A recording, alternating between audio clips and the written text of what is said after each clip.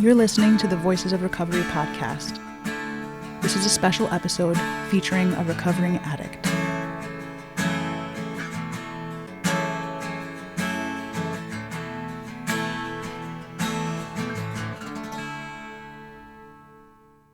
Hi, my name is Sophie X. I'm the host and producer of the Voices of Recovery podcast. I'm joined here today by Mikey Cat. Hi, Mikey. Thank you so much for doing our Just for Today and SPAD readings. Hi, Sophie. Thanks for having me, and it's an honor to do the readings. I really appreciate your voice. I would love for our listeners to get to know the man behind the voice, that tough Italian, New York accent. And you are also on our special feature of the month of July, which is incarceration and recovery. So this topic is something that a lot of people in Narcotics Anonymous have dealt with, incarceration.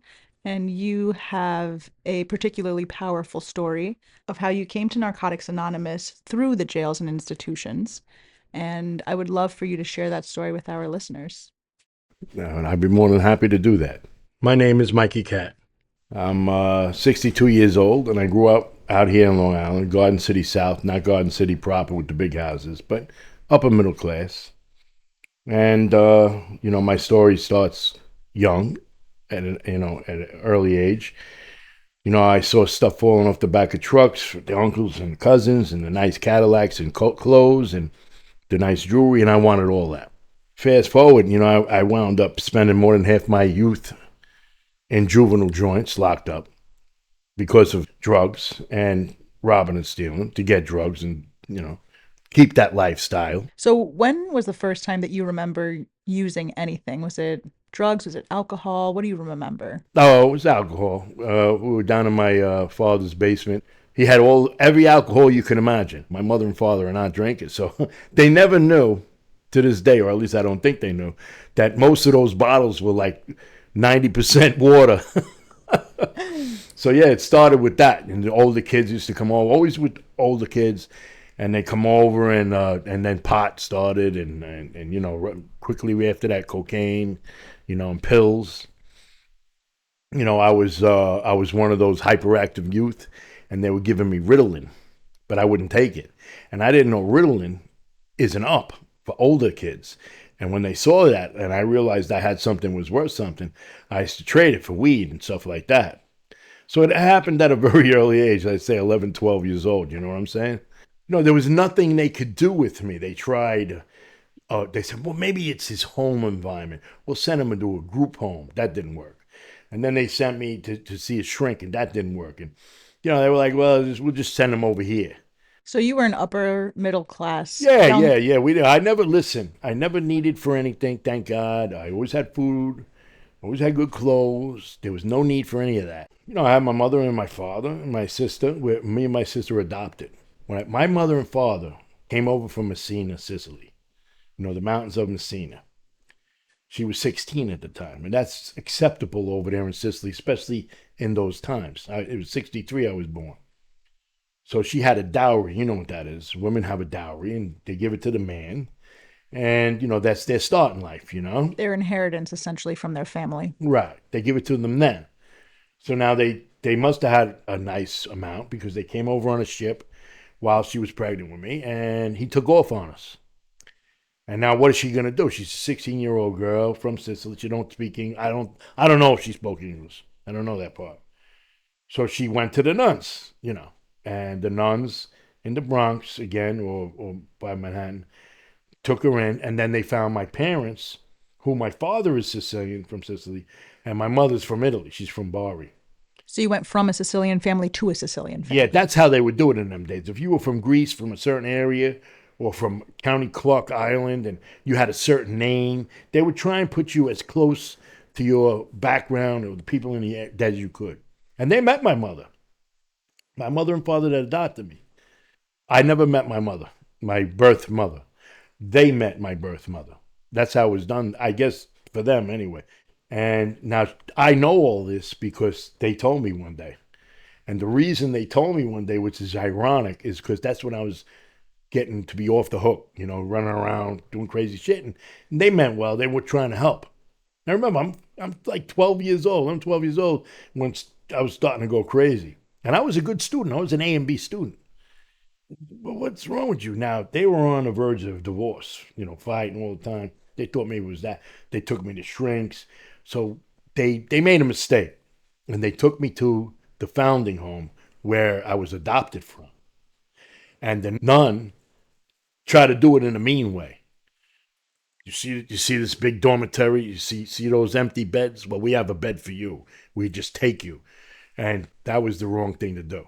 Because that was it. I didn't understand that. I rebelled and I didn't give a fuck. So that's when I used to start staying out all night. And matter of fact, the very first taxi stand here in Long Island, all of Long Island, especially Nassau, was Whitey's, right behind St. Catherine's Church. I used to stay there all night with them dudes. And I used to do robberies and burglaries. And I called them. They were my getaway car. And they fight over who was going to come and pick me up first because I'd have all the stuff on me, the jewelry, the money. I go, hey, you can have that. Hey, you can have, take me to the city because I want to go and sell it, It was sick. The first woman I was ever with was from there. Her husband was an alcoholic. I used to beat her up, right? And, I dug her. And, I was big for my age, And so I'm staying over because when I stayed over, he wouldn't do anything because I was crazy. I was crazy.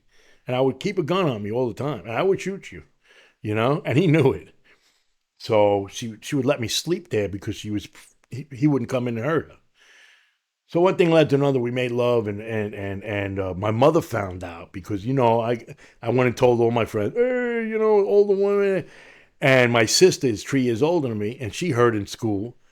And so my mother goes to confront this lady, right? So I called her. I said, listen, this is before cell phones, a long time. I said, listen, this is what happened. Just deny everything. Deny. I didn't say it. I'm not a rat. I didn't say it. So with my mother and my sister, I felt like an idiot. And they became friends. They became cool. So the ironic thing about that is when I went to county jail at 16, the first time, I'm in the visiting room with my mother, right? And there she is visiting this dude, her husband, who used to beat her because he's in and out of jail too. And that's when I told her. She goes, you used to fool around with her, right? I go, hell yeah, I was in love with her, I said, but, that's in the past, Ma. I said, we're just friends now. She goes, I knew it. But she stayed friends with her, like I was always doing crazy shit and I always wanted it now. I always wanted it quickly. I wanted what the bigger guys did, the older people did, And so you said that at one point you were married, right? So Yeah, had you done a prison sentence at this yeah, point? I did my first one when I was 16 years old. I did 2 years in and I got out and I did 2 years out on parole. And that was crazy too, because I was robbing from the day I got out. And they knew. And I used to go every week, twice. While you were on parole? Oh, yeah, hell yeah. I used to go every week, twice a week. They try to rein me in, And they didn't have urines then. They still didn't have urines then. So, I go in there. They hated me, the cops. That's the type of piece of shit I was. Like sometimes they would follow me, because of who my uncle was. I'm not made. I don't have no ring on my finger. I'm not made. It's just that people that I know are. For people that don't know what MADE means, right? Association with a larger organization. Much larger, yeah. I have nothing to do with none of that. Organized crime, none of that.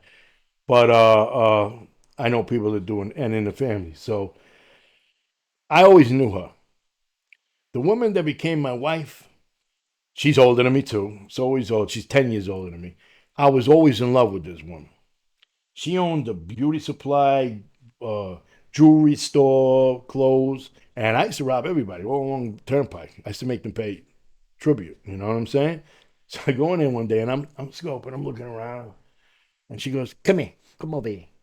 I said, "What?" And she's leaning over on the counter like that. I'm this little guy looking up, and she was looking good. You know what I'm saying?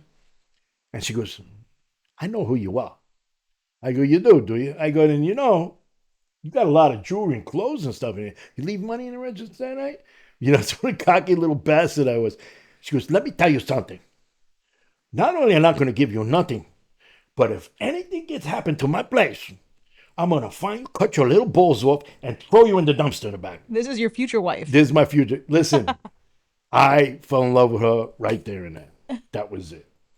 And everybody knew but her.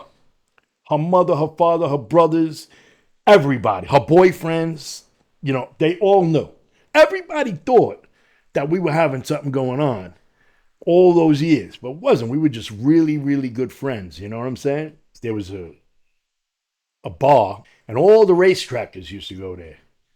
The jockeys, the trainers, major blow spot. Major. So she was a bartender there, and her girlfriend was a bartender. And I had the hots for her girlfriend. Irish girl, long hair, beautiful, everything.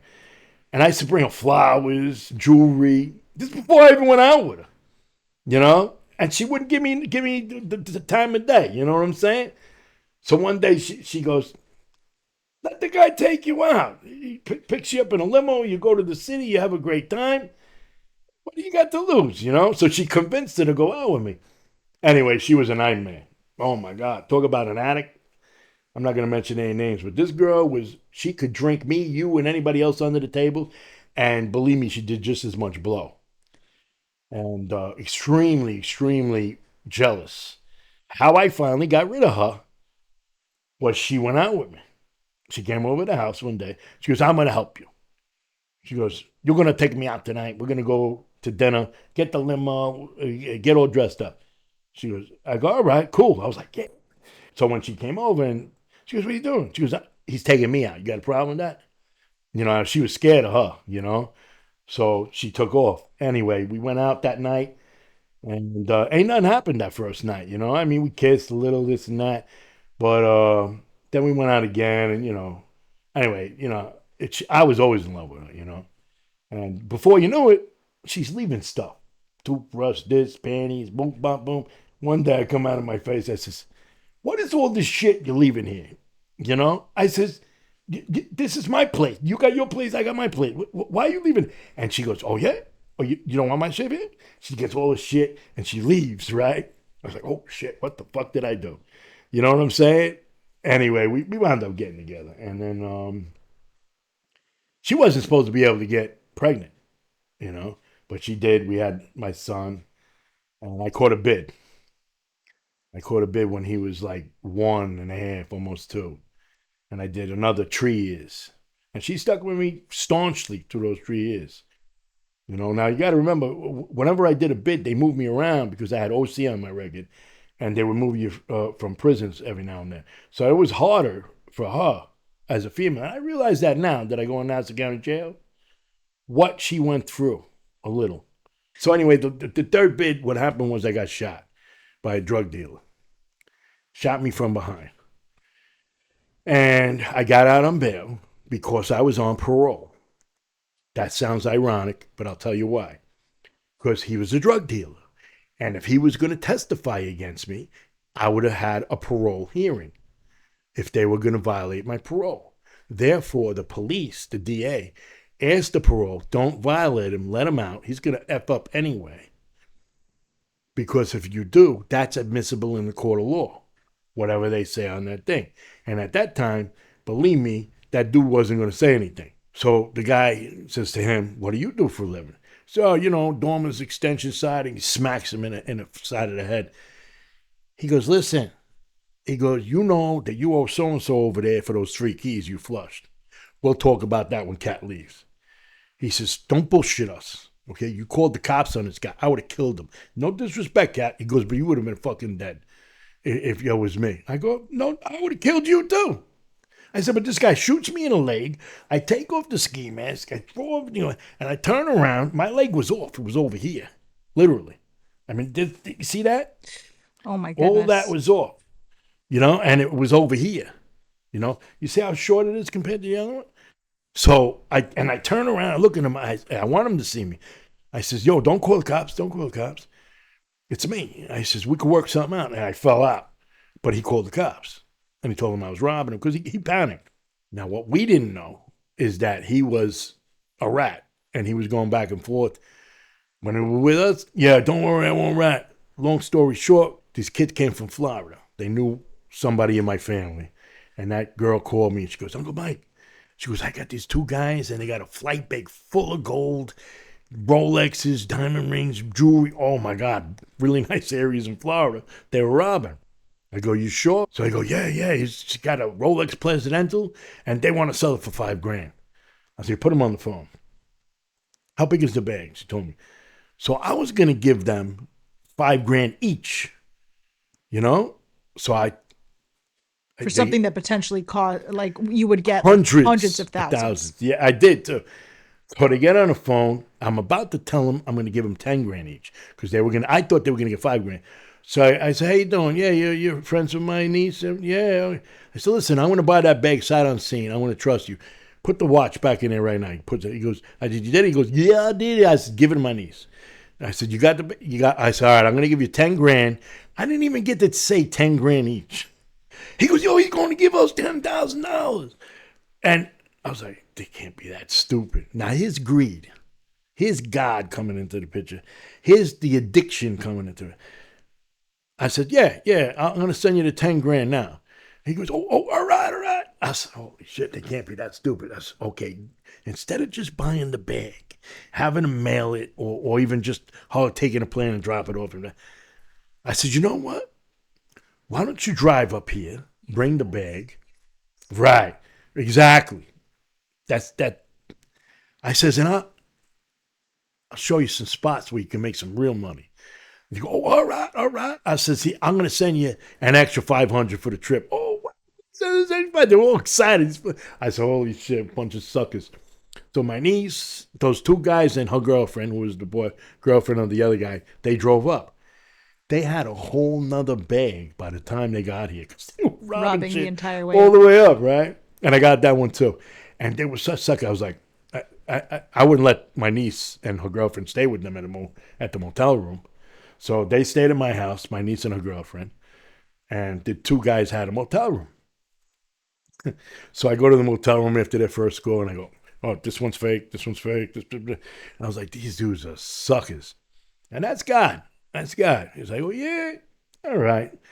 So the last one, the cop called me. He says, oh, Cat, are those your guys running around with that Florida car, the dudes with the long hair? I go, maybe. What's it worth to you?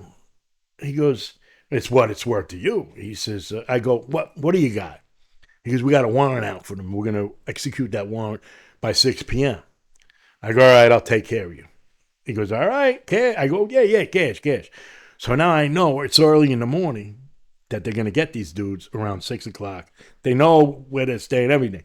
So I got the train ticket to put the car on a train, send them over to Florida. And I didn't tell them they were hot. I didn't tell them. I said, listen, I want you to go. By now, people must have seen your car. And I want you to drive back to Florida. I was out for like a few weeks, only a few weeks. It was just before October 31st, Halloween. And I said, you're going to come back in Halloween and we're going to do my shit. Robbery, stick-ups. Yeah, burglary, whatever you want to call it. They were, all right. Now, greed again. I had a pizza place. I had a brand new Fiaro that was recalled because of the firewall in the back. And a wife and a son. And a wife and a son. So that was in a thing. And the Nelly Bell, I used to call it the Nelly Bell, was a Plymouth Valiant four-cylinder slant. Great, never died. I had it for the pizza place for deliveries. So I didn't have a car at that time for that day because I was waiting for the shop to bring my car. I said, but you're going to bring me up the block, and I'm going to get my cigarettes, play my numbers, and then I'm going to bring it to the train station. So on the way there, we passed this guy's house, who's a half-assed wise guy, and I didn't like him. I said, now that place, even though it's in the neighborhood, because I told him, don't rob anything in the neighborhood. Don't shit where I eat. But they did anyway, besides for that one. I said, now that one, when you guys come back, you just go and do that. I want you to fuck that place up, shit all over the place, fuck it up. They go, well, there's nobody home now. I was like, I was like, all right, go. Give me the keys to the car. Now, the reason I wanted the keys to the car is listen, I was a thief. I was a piece of shit. I know they're holding out. I know there's shit in the car. You know what I'm saying? So what I'm going to do before they get on the train is I'm going to find all the stuff in front of them, smack them around a little, and say, listen, we don't hold out on each other, like put the fear of God into them. But what happened was, I'm seeing the cops up the block. I could have just threw the keys away, got on a train, went to Manhattan or Brooklyn or whatever, got an alibi, ironclad alibi. I said, I don't even know these fucking guys. No, greed again, addiction again, self-centered, self-seeking. I get in the fucking car, I turn the key, and one of them, he didn't even wait to go to the police station. He's right that. It was a new female officer. She was scared to death.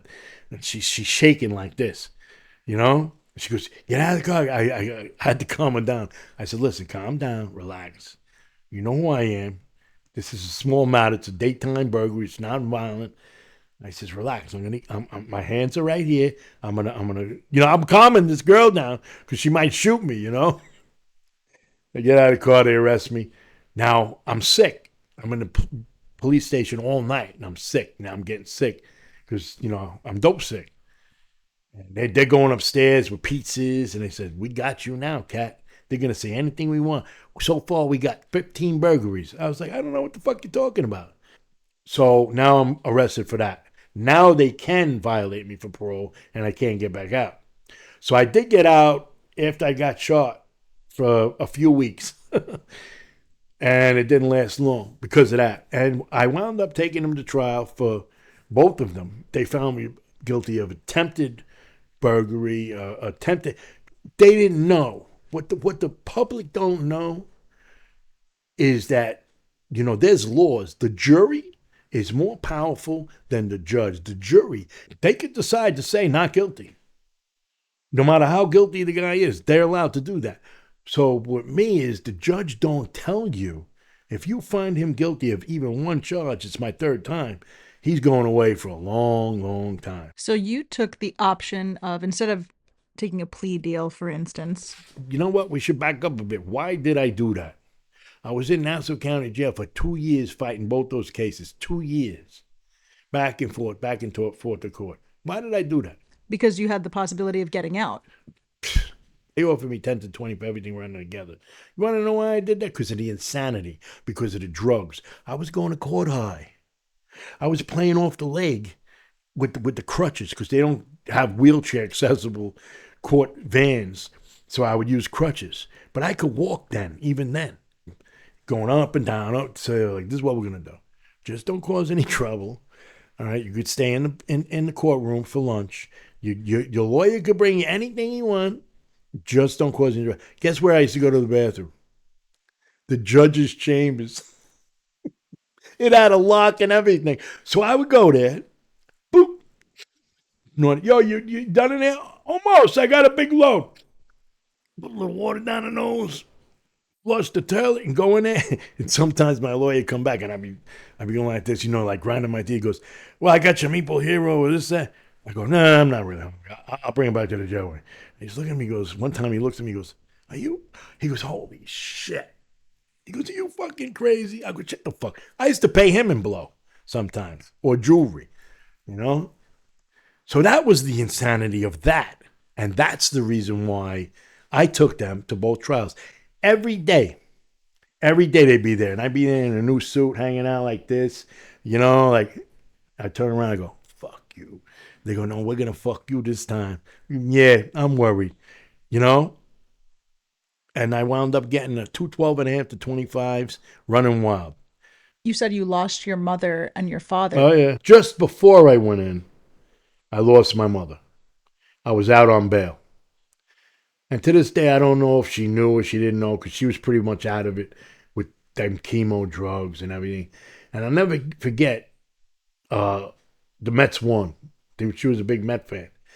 And she was in a good mood that day. It was my day to go see her. And she was totally coherent.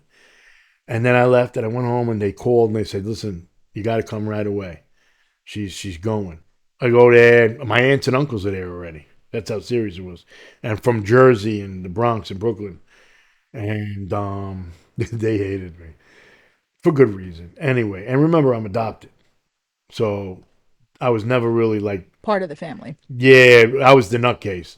So I was easy to write off, not really, blood. And my sister, we went in the room, and I think she was waiting for me, you know. And we were saying the Our Father, and she died. In the room while you were present. Yeah, man. Yo, I didn't even drive home that night. I gave my wife the keys to the car. I said, "Here, you know where the car is. I'm going to walk home. I need to." "Well, where you going?" "I need to walk home," you know. And I didn't get home for a couple of days. But Did you lose your father while you were in yeah, prison? he died while I was in prison. So now I'm thinking, have the funeral so I could meet somebody in the funeral home and I could have brought back a major load. You know what I'm saying? You know, but God has his own plans. I asked God when I was in there, just let me get out alive, healthy of mind, body, and soul, and let my wife and son be healthy. Now we're divorced, and I came out with nothing, nothing. We had tree houses, gone. Everything was gone. Everything. You understand? So you got 25 to 50 years in prison. You lost. You were found guilty, and Both you trials, both both sentences. sentences, and you go away. I went away. I got shot March 5th, 1990. Like I said, I was out for a few weeks in September, and then I went right back in because what just happened. And then I got out March 13th, 2019. Had you heard about Narcotics Anonymous at all prior No, to not at going? all. So you're in prison at this point with a wife, a son, and you are going away for decades at this Yeah, point. my son was 5 when I went away. He was 34 when I got out. At this point, you're doing time, right? So you're Oh yeah, comfortable absolutely. you're comfortable in prison, Oh yeah, yeah. access to whatever you Oh have. yeah, yeah. You know you're going to be there for a while, running wild, I'm certain. Oh, absolutely. Off the hook. And so at some point, you probably were exposed to Narcotics Anonymous directly or All indirectly, right, what right? happened was this. One guy was a don. You know, I mean, a real don. You know, like mafia don, and his captain. And we were living good. You know, the food and all that. Well, forget about it. But this guy and his captain, they were clean in Narcotics Anonymous, and I was off the hook. You know, I'm in my early 30s now. You know what I'm saying? Running around, I'm doing my thing. So one day he says to me, he goes, "Cat, what are you doing?" He says, "What?" I said, "What do you mean? What am I doing?" "I don't know. What I do?" He says, "Well, you know, you're bringing all these guys over here, and you're poisoning them with that shit, and you're being a bad example." I said, "You fucking kidding me?" I kept it raw with him. I said, "Listen, dude." I says, "I know you got religion and all that." I says, and I always believed in my higher power, by the way. I want to say this. I've been shot, cut, stabbed, and burnt and dead 3 times. Literally dead. And I didn't see no light. I didn't see no ghost. I didn't see none of that. And I truly, truly believed that from my heart. And now I know that had I, or God, allowed me to die and not allowed me to live, I would have went to hell. So I'm sure God had a plan. So I says to this guy, I says, "Are you effing kidding me?" I says, "You're gonna do you and so are gonna do your state bid, 25 to life. And then you're gonna go to the feds and you're never gonna get out. Or maybe they'll let you out when you're in a wheelchair." I says, "Let's be realistic." I said, I'm enjoying myself. What? He shook his head. He goes, "There's a better way." The seed was planted. Because I would hear them and I would see the writings on the walls and laugh at that. But he planted the seed But he nonetheless. planted the seed. So I got this there. See that? Hmm. That's 183 stitches. And it went all the way down. From your temple all the way to your throat. Yeah, yeah. We had to beat. The other guy's man came from behind and hit me, and they ran. Now, I could walk. I could do a lot of shit. I could even squat, but I can't run. Anyway, so I get shipped out of Attica because what they do is they send you to the hospital. You come back. Now they put you in involuntary PC, which sucks. And the reason they do that is they know that they put me back in population. I'm going to go out and get revenge over that. And they don't want that. They don't want to get. So I think it was like 7, 8 years later, I bumped into another joint. And he could tell right away. He goes, "Hey, that seed I planted grew, huh? So I was going to the meetings for real. But what he didn't know was like I was 3 years abstinent before I got clean. And we know now, at least you should, by doing the steps and doing the concept and the traditions, that there's a difference between being clean and being abstinent. So you had just made the decision on your own to stop using in prison. Well, the reason I did that was this. First off, my mom died, my dad died, my wife left me. I mean, a lot of things happened. And I figured if I stopped getting high and drinking, I can make a lot of money and come out with a lot of money. While you And were still selling. oh yeah, absolutely. So like I said, I was clean. I was abstinent, but I was still doing my thing. I was still selling. So there was a young man. He was 27, the age I was when I went in, and he's from the neighborhood. And so I obviously hey, you so and so, you went to Cary, you went to Swan, hey, we talked. So I took him under the wing. He was with me. So the mother, nice little old lady, she knew my wife left me. She would call me on a visit. I used to call her mom and everything. And she used to ask me when he used to go to the bathroom or go to heat up a sandwich, he's okay, he's doing good. I go, yeah, Ma, he's all right. He only got like a year left. He's going to be good, you know? So my bad example, it was actually December 12th when I heard about it. It was a Wednesday. A lot of shit happens to me on Wednesdays. And somebody yelled down, yo, Cat. You know, I was on the flats. Yo, you heard what happened to Anthony? So I found out that he OD'd. And there's no dope anymore. It's this fentanyl shit. And, you know, I went in my cell and I looked in the mirror and I realized, I don't know what, like the light, not a light thing, but like realization, Spiritual awakening. whatever you want to call it. Like I realized clearly that you did that. So I realized that I was a direct result of this kid's death. Tried to call his mother. Now I had the package that day. I ain't gonna lie, and I brought it out to the yard. I sold it, got rid of it all. Next day, that night, I said to the guy, "I'm ready to do this for real." And 12 steps. yeah, and it was like I gave him gold and a suitcase full of money with diamonds. I mean, the joy that it was in his face. He was really, you gonna do it now? I knew you were gonna come around.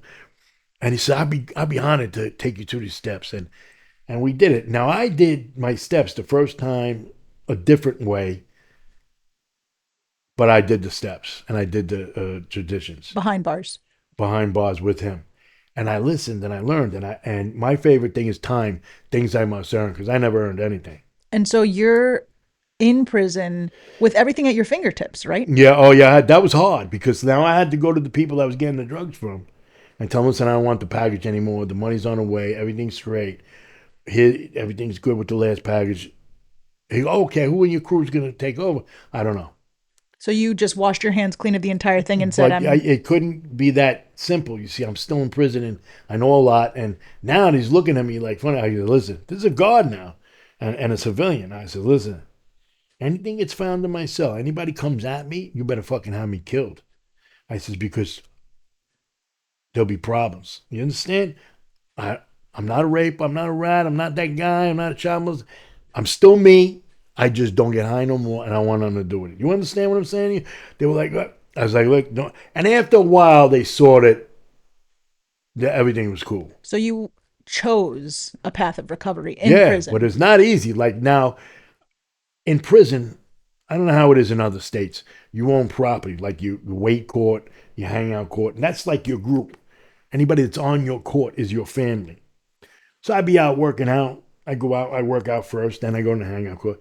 And I come on, like, that commercial EF Hunt when somebody talks, everybody sets up, and everybody gets quiet. I go, oh, don't get fucking quiet when I get on the court. It's still me. I'm not a rat or a rape. But now I was the weirdo, the strange guy, the minority. Who decided to get clean. Yeah, so they don't know how to do it. But I had rules. You want to get high? Go right ahead. Don't come on the court and nod. I don't want my cell to get searched or get thrown against the wall because of you. You got a bill, you can't pay it. Here's the banger. Go handle it yourself. I'm not going to go fight for you. Fight for yourself. Certain rules I had. And we, the clean ones that were in there, and there are men that are clean in there. It's not easy, especially when I was running around. It was almost 20 years I was running around doing that. So 2/3 of the way into your sentence, you decide to get clean. Yeah, yeah. Tell me about those last 10 years.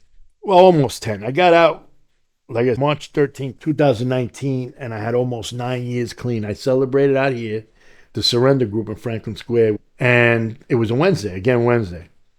And I had a perfectly good car in the driveway. The Elmont fire chief gave it to me. His mother was very good friends with me. Very few people stick with you that long. So you got out and started from scratch. Absolutely. And you got to remember, I'm not a guy that's used to doing that. My addiction was not just the drugs. My addiction was having a lot of money. The lifestyle. Yeah, nice clothes. So when I got out on that Wednesday, I had the $40 debit card from the state, and I had a little over $9,000 debit card. I was making money in there of my money. But I didn't know how to even do the debit cards because they didn't exist when you No, went they didn't have no computers. So now it's a Wednesday. I called the NA hotline that night. Guy from Queens answers. I told him my story. He was flabbergasted. He goes, "Holy shit! Wait until they hear you in the rooms." And he told me where meetings were in Long Island. But I was like, "Well, I don't know how to get there." I was afraid to go out. I had those debit cards, and I didn't know how to open them. But I knew I would have figured it out. Mm-hmm. So And you were afraid to relapse. Just in case, yes. And I would have been alone. And I wanted to make that first meeting. I really did listen when I was in there. I really did listen to my sponsor. I took the suggestions. So now the next day, I called again. Same guy answered. He goes, "You still didn't make a meeting?" I go, "Yo, dude, nobody wants to come pick me up. I got a car in the driveway, but that would be illegal. I didn't get my license yet, or register insurance." He goes, "Yeah, well," he gave me numbers. Anyway, next day, I called yet again, and he goes, "You know what? Fuck this. I'm in the mood for a meeting anyway." He came from Queens, picked me up, and took me to the Surrender Group in Franklin Square. Wow, amazing. Yeah. I'm at my first meeting. I'm out maybe 5 days. And the guy says to me, hey, how many years you got? I says, I'm going on 9 years. December 13th makes 9 years for me. "Oh, okay." He goes, "You're my speaker." I go, "Holy shit." So I go, yeah, sure. Now I know that you don't say no to Narcotics Anonymous. So I went in the bathroom. I was thinking of running. I ain't gonna lie. This guy that people used to walk out of my way in the yard was thinking of running, not to do it. I just looked myself in the mirror and I says, "Let's just do it like you did in there. Just keep it official, tell the truth, and give him the hope." But I was raw. So now here I am giving my experience at home, and I'm telling him. And I'm the guy you wanted to know in there if you wanted alcohol or drugs. And I'm talking about real alcohol. I says, "You know why? Because they used to bring it in. And some of these guys got houses because of me." Blah, blah, blah. So after the meeting, the guy comes to me. And I knew he was something, either Popo or CO or something. I says, "You work in the jails or something, right?" He goes, "Yeah, I'm a captain. I just retired." I go, "Did I lie? Did I say something wrong?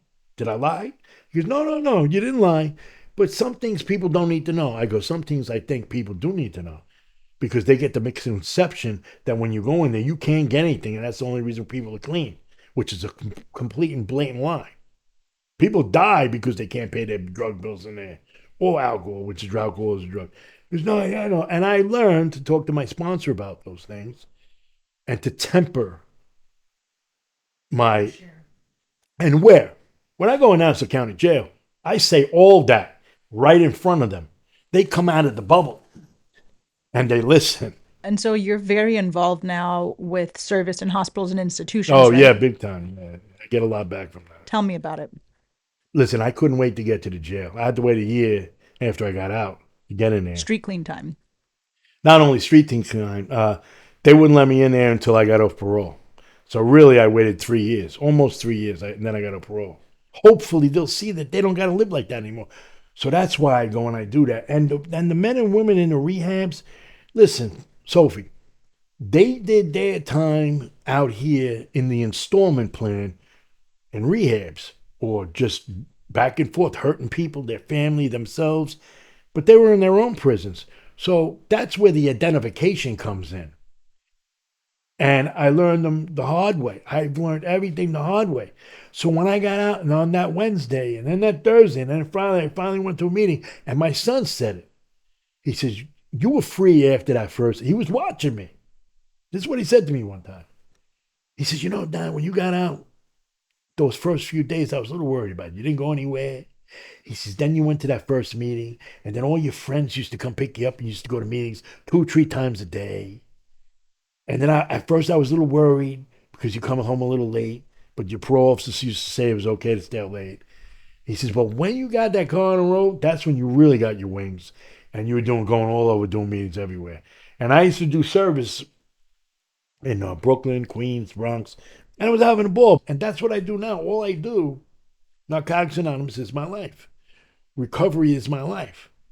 When I wake up in the morning, sometimes I might not read everything, but I'm going to read the Just for Today and maybe this one and that one. And now you have the SPAD. And now I have the SPAT, and I will read that every day. And like the stupid little things that I have gratitude for, like, closing the door in the bathroom. So like the gratitude I have when I wake up in the morning, the gratitude that I have today, sharing and caring with others the NA way, is not just not doing drugs anymore. It's not just not being in prison anymore. It's how I feel right now. Like you just made my day, and I'm going to have a beautiful day. That's why I share. And I hope you got something out of it. I see the tears in your eyes, Mikey. Nah. I can tell that you really feel this. And thank you for sharing your story and sharing your experience, because you have a very unique perspective, and being able to be abstinent and then stay clean and then come out and immediately seek to do service is so commendable. So I'm gonna end it with this. The thing that's hardest, my awakening, my bottom, was when Anthony died. That kid died. And I went to the cemetery to visit Anthony. He's buried there with his mother and father now. And she died like right after he died.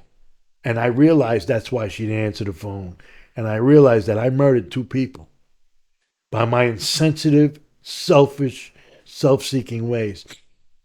And that's why I realized, I truly, by actions, that what we do, what we say here affects other people.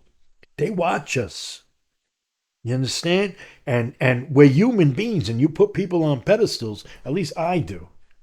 And then you see, I don't say, oh, I can't believe so-and-so relapsed, or oh man, I never thought it. I don't say that anymore. I just pray for them and hope they come back. And hence the 1-year anniversary is such a miracle. You know what I'm saying? If I could be of service to somebody, help somebody, that's the main thing. In my opinion. That's why God allowed me to live. I'm very glad that God had a different purpose for you. You and me both. And I'm very glad that you were able to share this story with us today. And thank you so much for doing this service for us and for doing these readings for people that want to hear it. Well, I hope it touches somebody. I hope somebody gets something out of it and gets clean or stays clean and for it. And stays clean, yes. Right. Absolutely. Yep. Thank you, Mikey.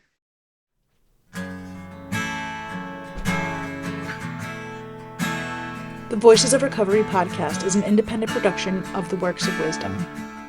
We welcome your questions and donations via PayPal at voicesofrecoverypod@gmail.com. This podcast is an independent production and is not affiliated with, associated with, authorized by, endorsed by, or in any way officially connected with Narcotics Anonymous or any of its subsidiaries or affiliates.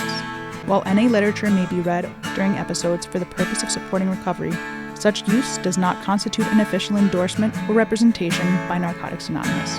In accordance with NA tradition, the NA name is not to be used to endorse or be affiliated with any outside enterprise, and no such endorsement or affiliation is implied. Music is by Sage. Thanks for listening to the Voices of Recovery podcast.